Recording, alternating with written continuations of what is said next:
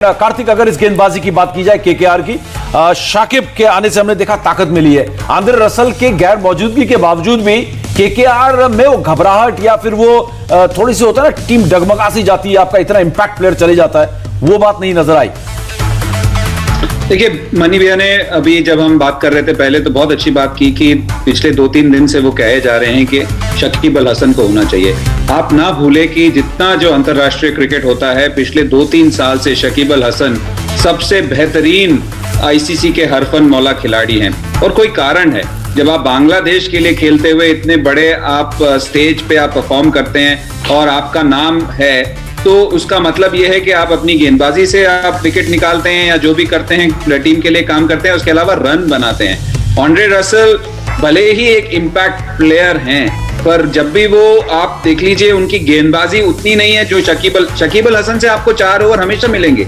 आप उनसे power play में डलवाएंगे, आप उनसे मिडिल ओवर्स में डलवाएंगे और अंत में भी आप वो 16वें 17वें ओवर में गेंदबाजी करते हैं। और वो ऐसे प्लेयर हैं जो कंसिस्टेंटली परफॉर्म करते हैं। भले ही विकेट ना मिले, आप ये नहीं उनसे उम्मीद करेंगे कि उनके गेंदबाजी से रन जाएंगे। और उसी हिसाब से जब बल्लेबाजी की बात होती है तो आपको पता है कि वो बल्लेबाजी करते हैं। आप ना भूलें कि विश्व कप में उन्होंने शतक लगाया था बांग्लादेश की तरफ से, तो वो एक बड़े प्लेयर हैं, तो उनको छोड़ना मुझे लगा नहीं कि कभी छोड़ना चाहिए था। इनफैक्ट मुझे याद है कि मैंने पूछा भी था अभिषेक नायर से, जब हम वो एक इंटरव्यू कर रहे थे तो मैंने पूछा, आपने इस विकेट पे, शारजा जैसे विकेट पे या वैसे भी किसी भी विकेट पे आप उनसे गेंदबाजी करवा लीजिए, क्योंकि मन्नी भैया बता सकते हैं, तो ऐसे नहीं है कि वो बिशन सिंह बेदी और मनिंदर सिंह की तरह गेंद घुमाते हैं, पर वो T20 के हिसाब से इतनी बेहतरीन गेंदबाजी करते हैं कि आपको पता है मार नहीं पड़ेगी उनको। तो उस लिहाज से वो बहुत बड़े प्लेयर हैं और उनका खिलाना बनता है। आपको आंद्रे रसल नहीं है और 4 ही आप ओवरसीज खिला सकते हैं, तो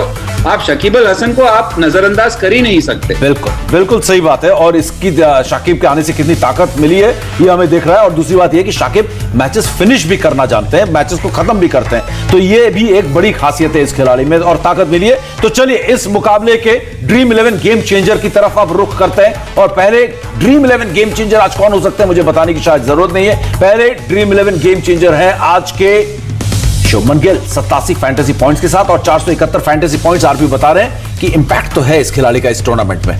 बिल्कुल है इंपैक्ट, कोई बड़े परफॉर्मेंस नहीं देखने को मिले पर छोटे छोटे स्टार्ट जरूर दिए। आज मौका था अपनी एबिलिटी दिखाने के लिए, आज मौका था उसके पास कि थोड़ा टाइम लेके अपनी इनिंग बना सकता था। बिल्कुल, कई बार ऐसा होता है समीप, जब थोड़ा अप एंड डाउन चलता है तो आपको थोड़ा टाइम भी चाहिए होता है। 20 ओवर का गेम जरूर छोटा है और आपको थोड़ा टाइम मिलता है आपको थोड़ा समझने के लिए कि क्या चल रहा है, गेम की पोजीशन क्या है। शुभमन गिल के पास आज वो था और उसका उन्होंने भरपूर फायदा उठाया। एक अर्धशतकी की पारी के लिए जरूरत थी इस समय केकेआर को। बिल्कुल। और अब चलते हैं दूसरे ड्रीम 11 गेम चेंजर। और दूसरे ड्रीम 11 गेम चेंजर है एक ऐसा गेंदबाज जो आया रिप्लेसमेंट के तौर पर और आया तो अच्छा यहां पर प्रदर्शन कर रहे हैं। और मनीपा जी, टिम साउदी 72 फैंटेसी पॉइंट्स के साथ कम मैचेस खेले लेकिन आते ही इंपैक्ट दिखाना शुरू कर दिया, अपना एक्सपीरियंस दिखाना शुरू कर दिया। बड़े इंप्रेसिव बॉलर हैं। इनकी अगर आप रिस्ट पोजीशन देखें, सीम पोजीशन में, और आप भी बात कर रहे थे जब इनको बॉलिंग करते हुए देख रहे थे, कितनी खूबसूरती से इनके हाथ से बॉल निकलता है। और सबसे अच्छी बात आपने बोली दी, एक्सपीरियंस का अपना पूरा फायदा उठा रहे हैं, क्योंकि न्यूजीलैंड की टीम में भी इनकी बड़ी अहम भूमिका रहती है हर तरह की क्रिकेट में। और जब भी कप्तान इनकी तरफ बॉल फेंकता है ये विकेट लेके देते हैं। और T20 क्रिकेट में तो हम अभी देख रहे हैं रन भी इतनी आसानी से नहीं बनाने दे रहे। बिल्कुल। तो ये थे 2 आज के ड्रीम 11 गेम चेंजर। और तीसरे गेम चेंजर अब आपके सामने, जिसका नाम है वेस्ट इंडीज के ताबड़तोड़ हरफन मौला खिलाड़ी ऑलराउंडर जेसन होल्डर, जिन्होंने 64 फैंटेसी पॉइंट्स आज अर्जित किए। 433 कुल फैंटेसी पॉइंट्स हैं यहां पर। चलिए ये तो हो गए 3 ड्रीम 11 गेम चेंजर। जाते जाते एक सवाल यहां पर मुरली कार्तिक से मैं पूछूंगा, एक छोटा सा जवाब मुरली, इनके प्लेऑफ में पहुंचने के कितने चांसेस दिख रहे हैं केकेआर और मुंबई इंडियंस में? एक फाइट होती हुई नजर आ रही है आखिर में, एक छोटा सा जवाब, केकेआर या मुंबई इंडियंस? मुझे लगता है केकेआर। तो चलिए इसी नोट पे आज हम आप सबसे अलविदा कहते हैं और इजाजत लेते हैं। बहुत बहुत शुक्रिया मुरली आपका, मनीपा जी आपका और आरपी आपका कि लगातार पूरे दिन भर। कह सकता हूं जाते जाते जी, मैं कुछ पूछ सकता हूं जाते जाते? प्लीज जल्दी।